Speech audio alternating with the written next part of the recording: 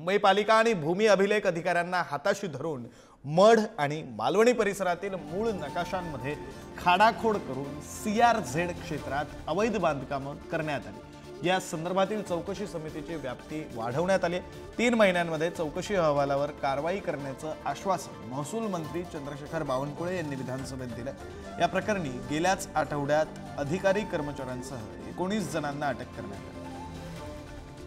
हा CRZ घोटाळा नेमका काय आहे आपण ग्राफिकच्या माध्यमातून समजून घेऊया। मालाडच्या एरंगळ, मड आयलंड, वर्सोवा या परिसरामध्ये CRZ घोटाळा। मूळ नकाशामध्ये खाडाखोड करून CRZ क्षेत्रात अवैध बांधकाम करण्यात आले। 884 नकाशांपैकी 165 नकाशांमध्ये खाडाखोड करून अवैध बांधकाम करण्यात आलं। 320 पैकी 21 मिळकतींवर पालिकेकडून चुकीची परवानगी देण्यात आली। 299 मिळकतींवर परवानगी घेतलेलीच नाही। उत्तर विभागाचे तत्कालीन सहाय्यक आयुक्त घोटाळ्याचे सूत्रधार